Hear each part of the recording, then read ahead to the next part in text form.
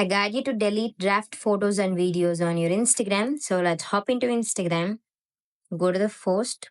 There you can scroll to find any of the picture. So let's say I'm tapping on this. I'm tapping on next.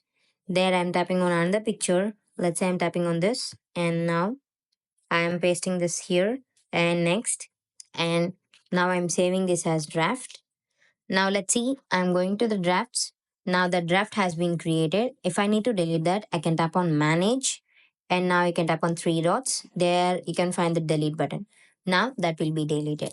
Likewise, it will be same for the video too. You can go to the camera and you can record like this, record it, and now I can tap on next. Now I can add a filter to that. Let's say I'm adding this toxic ditch and now I can tap on next. Here I can find save draft and the draft will be saved. I can go to the reel, then I can find the drafts.